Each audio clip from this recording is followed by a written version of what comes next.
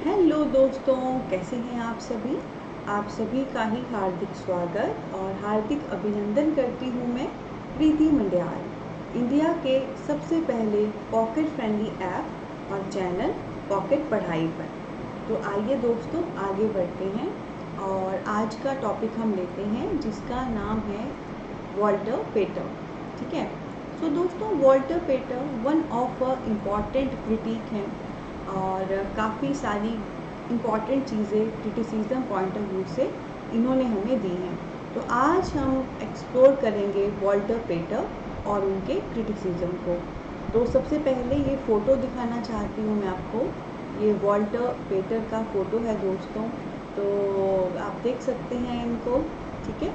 तो ऐसे कैसा पर्सोना लग रहा है इनको देखकर, काफ़ी सुलझे हुए, समझदार और एक एज्ड पर्सन लग रहे हैं, एक्सपीरियंस पर्सन लग रहे हैं।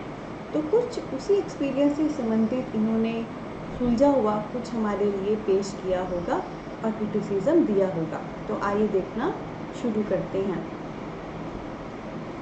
दोस्तों, वॉल्टर पेटर में सबसे पहले हम इनके क्रिटिकल वर्क लेंगे, यानी कि जो भी इन्होंने क्रिटिसिज्म वाले वर्क दिए हैं उनको हम लेंगे। तो एक वर्क है वॉल्टर पेटर का क्रिटिसिज्म वाला एप्रिशिएशंस। ठीक है, एप्रिशिएशंस। एक है Marius the Epicurean, Marius the Epicurean. एक है Plato and Platonism, Plato and Platonism. और last but not the least इनका वर्क है essay from the Guardian, essay from the Guardian. ठीक है। तो ये सारे जो हैं वॉल्टर पेटर के क्रिटिसिज्म वाले वर्क हैं। और आप सब जानते हैं, जब सभी हम किसी भी क्रिटिसिज्म को लेते हैं, क्रिटिक को लेते हैं, सबसे पहले जो क्रिटिक है उनके क्रिटिसिज्म वाले वर्क लेते हैं। तो आइए अपनी निंजा टेक्निक अपनाते हैं, बोलते हैं, गुनगुनाते हैं और इन वर्क को अपने दिमाग में बिठाते हैं। सभी अपनी सीट की पेटियां बांध लें। Appreciations, appreciations, appreciations, appreciations. Marius the Epicurean, Marius the Epicurean, Marius the Epicurean, Marius the Epicurean, Marius the Epicurean. Plato and Platonism, Plato and Platonism, Plato and Platonism, Plato and Platonism, Plato and Platonism. Essay from Guardian, essay from Guardian, essay from Guardian, essay from Guardian, essay from Guardian. ठीक है। तो आप सबको एक tip है, जो भी हमने किया, जब कभी राइटर्स आए, वर्क के नेम आए, नहीं माइंड में बैठ रहे हैं, तो उनको बार बार गुनगुनाइए। जितने ज़्यादा आप बोलेंगे, सुनेंगे, पढ़ेंगे, लिखेंगे, जितने ज़्यादा आपके सेंसेस यूज़ होंगे दोस्तों, उतना आपके दिमाग में वो बैठ जाएगा। आइए आगे बढ़ते हैं। इसके अलावा दोस्तों एक बहुत ही ख़ास बात है, एक स्टेटमेंट है जो वॉल्टर पेटर ने दी थी, जो कि क्या है, आर्ट फॉर आर्ट सेक। ठीक है, आर्ट फॉर आर्ट सेक। ये बहुत ही गहरी स्टेटमेंट है, बहुत ही डीप मीनिंग वाली स्टेटमेंट है जो वॉल्टर पेटर ने दी है। और आर्ट फॉर आर्ट सेक का मतलब क्या है कि जो आर्ट होती है, जो कला आप करते हो, वो कला के लिए है। ठीक है। यहाँ पर एक प्रश्न मैं आपको पूछना चाहती हूँ कि आर्ट फॉर लाइफ सेक ये किसने कहा था, आप कमेंट बॉक्स में बताना। ठीक है। आर्ट फॉर आर्ट सेक ये तो वॉल्टर पेटर ने कहा है, जिसका मतलब होता है कोई भी आर्टिस्टिक चीज़ जब आप करते हो, चाहे कोई लिटरेचर लिख रहे हो, सॉन्ग लिख रहे हो, गा रहे हो, आप वो बेसिकली कला के लिए ही करते हो। Art is something for art. ठीक है, ये इसका कहने का मतलब है। और प्रश्न मैंने आपको घर से क्या दिया कि आपने कमेंट बॉक्स पे मुझे गूगल करके बताना है कि आर्ट फॉर लाइफ सेक ये किसने कहा है। आगे दोस्तों मैं आपको बताना चाहती हूँ, वॉल्टर पेटर के अनुसार जो भी हमारा लिटरेचर होता है, जो भी साहित्य होता है, चाहे पोइट्री है, नॉवल है, फिक्शन है, ये बेसिकली दो प्रकार का होता है। एक होता है इमेजिनेटिव और एक होता है अनइमेजिनेटिव। ठीक है। अब आइए ये जो दो प्रकार हैं, इमेजिनेटिव और अनइमेजिनेटिव, इनको समझते हैं। तो इमेजिनेटिव इज समथिंग, एक ऐसा लिटरेरी वर्क जिसको लिखती बार आपको इमेजिन करना पड़ा, आपको सोचना पड़ा, ऐसे ही आपने उसकी स्टोरी नहीं लिख दी। जैसे जिसने हैरी पॉटर सीरीज़ लिखी होगी उसको कितना सोचना पड़ा होगा, कितना इमेजिन करना पड़ा होगा, क्योंकि रियल लाइफ में वो चीज़ें नहीं होती ना, वो जादू एंड ऑल। तो ऐसा लिटरेरी वर्क, चाहे नॉवल है, फिक्शन है, ड्रामा है, जो आपको पूरा सोच समझ के इमेजिन करके आप उसे लिख रहे हो, that is a imaginative literary form. जबकि जो दूसरा है अनइमेजिनेटिव, अन यानी कि नॉट इमेजिनेटिव, जिसमें आपको कुछ सोचना ना पड़े। तो ऐसा कौन सा लिटरेरी वर्क होगा जिसमें सोचना ना पड़े, जो ऑटोमेटिकली आए? It's like autobiography. जैसे अगर मुझे अपनी ज़िंदगी के बारे में लिखना है, मुझे कुछ भी वैसा इमेजिन नहीं करना, कुछ भी मन गढ़ंत नहीं बनाना है, तो मुझे कुछ इमेजिन करने की ज़रूरत नहीं है, जो भी है मैं उसको वैसे लिख दूँगी। ठीक है, तो ऑटोबायोग्राफिकल काइंड ऑफ वर्क या कोई हिस्टोरिकल इवेंट हुआ है कभी, जिसके आप साक्षी हो, आपके पास प्रूफ्स हैं, तो उसमें फिर आपको इमेजिनेशन की ज़रूरत नहीं पड़ती है। वो literary work automatically, there are facts, there are figures, there are reality, आप उसको वैसे ही शो कर देते हो। ठीक है, तो इस प्रकार से इमेजिनेटिव जिसमें सोचना पड़े एंड अनइमेजिनेटिव जिसमें ना सोचना पड़े, ये दो प्रकार के लिटरेरी वर्क मौजूद हैं, वॉल्टर पेटर ने दिए हैं।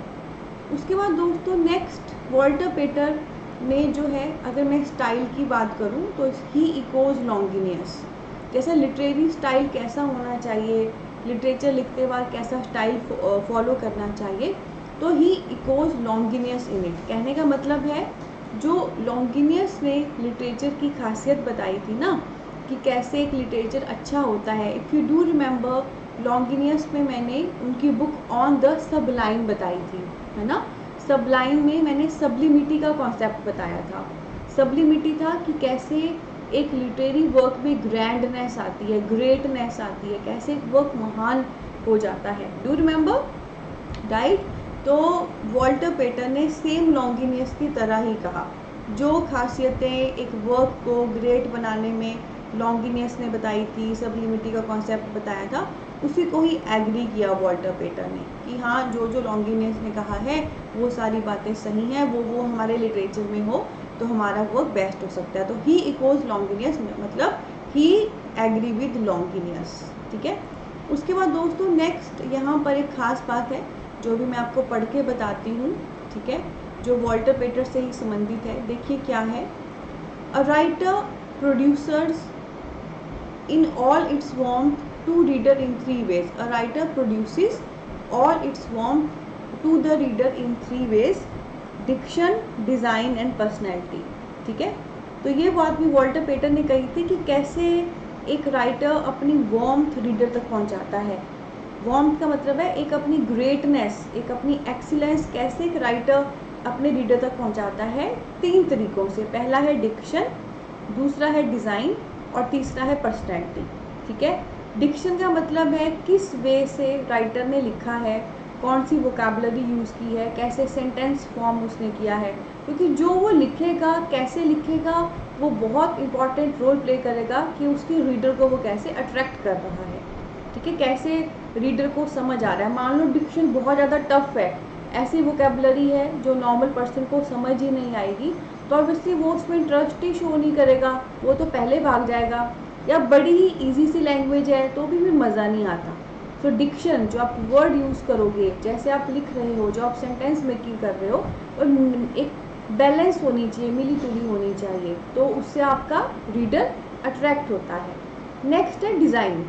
डिज़ाइन का मतलब है कि आपने ओवरऑल कैसे आउटलुक बनाई है। जैसे कोई स्टोरी है तो कहाँ पे कैसे आपने सस्पेंस क्रिएट किया है, या कोई थ्रिलर वर्क है कैसे आपने वो थ्रिलर चीज़ क्रिएट की है, कैसे आप कोई भी करेक्टर है उसको इंट्रोड्यूस कर रहे हो, कैसे कहानी में ट्विस्ट टर्न ला रहे हो, है ना।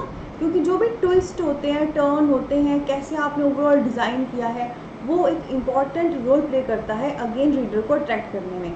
यहाँ पे एक एग्जांपल देती हूँ, एकता कपूर के जो भी आपने सीरियल देखे होंगे अब तो चलो हर भारतीय कॉमन हो गया है, उसको नॉर्मल लगता है कि इसके सीरियल में यही होगा, पर बिल्कुल शुरू में वो जो सारी चीज़ें थी ना, सास बहू वाली एंड ऑल, वो एकदम मतलब भौचक्का कर देती थी इंसान को, तो इंसान खो जाता था। ठीक है, तो उसको डिज़ाइन इस प्रकार से किया गया था, रिप्रेजेंटेशन सो कॉल्ड। तो सेम चीज़ एक राइटर पे अप्लाई होती है, कैसे वो डिज़ाइन कर रहा है, एक ही स्टोरी को किस वे से वो लिख रहा है, कैसे वो बता रहा है, किस प्रकार से ट्विस्ट है, टर्न है, जो उसके वर्क में एक रीडर का इंटरेस्ट बनाए रखे हैं, वो इम्पॉर्टेंट है।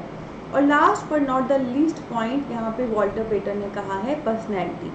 तो देखो पर्सनैलिटी को लेकर मैं कहूँगी कि एक राइटर ने जो लिखा होता है काफ़ी हद तक उसने वही लिखा है जो तो या उसने अपने आसपास देखा है या जिसको वो इमेजिन कर सकता है, जहाँ तक उसकी सोच जा सकती है, ठीक है। तो काफ़ी हद तक एक राइटर अपनी पर्सनैलिटी को अपने वर्क के माध्यम से शो करता है। तो ऑब्वियसली जितनी एक कह सकते हो जितनी इंटरेस्टिंग, जितनी अट्रैक्टिव पर्सनैलिटी राइटर की होगी वो ऑटोमेटिकली उसके वर्क में दिखेगी। I am not talking about personality regarding the physical outlook of writer. मैं राइटर के फिजिकल आउटलुक वाली पर्सनैलिटी की बात नहीं कर रही, वो दिमाग से कितनी पर्सनैलिटी वाला है, उसकी सोच क्या है, उसकी सोच कहाँ तक जाती है, कैसे वो वर्ड्स के साथ खेलकर लिटरेचर बेहतर ला सकता है, मैं उसकी बात कर रही हूँ, ठीक है। तो ये है वॉल्टर पेटर के क्रिटिसिज्म वाले वर्क, जिसमें मैंने आपको निंजा टेक्निक दी, कैसे आप याद कर सकते हो, फिर आर्ट फॉर आर्ट सेक जो इनसे संबंधित टर्म है, और प्रश्न भी दिया आर्ट फॉर लाइफ सेक किसने कहा है आपने बताना है। दो लिटरेचर की फॉर्म इमेजिनेटिव और अनइमेजिनेटिव वाली इसने दी। स्टाइल के केस में इसने कहा लॉन्गिनियस ने जो कहा है बिल्कुल सही है, we should agree with it. और बाकी उसने बताया कैसे एक राइटर अपनी जो वार्मथ है, अपनी एक्सीलेंस अपने रीडर तक पहुंचाती है डिक्शन, डिज़ाइन और पर्सनैलिटी के माध्यम से। तो दोस्तों अगर आपको ये सेशन अच्छा लगा हो तो सेशन को ज़रूर थम्स अप दें, प्यार दें और शेयर करें उन सबके साथ जिनके काम ये आ सकता है, ठीक है। और ये इंग्लिश लिटरेचर एनटीए के लिए महत्वपूर्ण क्रिटिक और महत्वपूर्ण क्रिटिसिज्म है। इसके अलावा क्या आप ऐसे ही कंप्लीट इंग्लिश लिटरेचर एनटीए का पेपर पढ़ना चाहते हैं ऐसे ही मस्त तरीके से, तो आज ही डाउनलोड करिए इंडिया का सबसे पहला pocket friendly education app pocket पढ़ाई। जो लिंक है दोस्तों नीचे वीडियो की डिस्क्रिप्शन में दिया गया है। और आपको पता है मात्र 2499 में कंप्लीट एनटीए का कोर्स अवेलेबल है, इंग्लिश एनटीए पेपर 2 का, जिसकी वैलिडिटी पूरी 1 साल की है। तो आप तो सोच सकते हो अबाउट ओनली 200 पर मंथ आप इस कोर्स के लिए पे कर रहे हो। ये एक कंप्लीट कोर्स है और इसमें आपको complete video lectures unit wise systematic way से, कंप्लीट स्टडी मटेरियल पीडीएफ के फॉर्म पे, एमसीक्यूज प्रैक्टिस के लिए, PYQs, mock test, test series सब मिलने वाला है, ठीक है। इसके अलावा दोस्तों बहुत खूबसूरत परिवार है हमारा सभी मीडिया पर्सपेक्टिव पे, लाइक इंस्टाग्राम, टेलीग्राम, फेसबुक, वहाँ पे भी आप हमें फॉलो कर सकते हैं। लिंक नीचे वीडियो के डिस्क्रिप्शन पे दिए गए हैं। तो इसी नोट पे लेती हूँ मैं अलविदा। बहुत सारा प्यार, बहुत सारी ब्लेसिंग। मस्त रहिए, व्यस्त रहिए, अस्त व्यस्त ना रहिए, खुश रहिए, खिलखिलाते रहिए। और ध्यान रखिए जितना खुश आपको ए मिलने पे होना है ना, जब आप नेट जेआरएफ क्रैक करोगे, उतना ही खुश आपको इस जर्नी में भी रहना है जब आप ये तैयारी कर रहे हो। और बिलीव मी, अगर अपने दिल से अगर आप लिटरेचर के साथ जुड़ोगे तो ये जो मेहनत आप पॉकेट पढ़ाई पे कर रहे हो ना, इससे ऊपर कुछ भी नहीं है। खुद भी खुश रहोगे और बाकी सब में भी खुशियाँ बांटोगे। इसी नोट पे लेती हूँ अलविदा। बहुत सारा प्यार और ब्लेसिंग, और आप भी अपना प्यार और ब्लेसिंग बनाए रखें। Take care.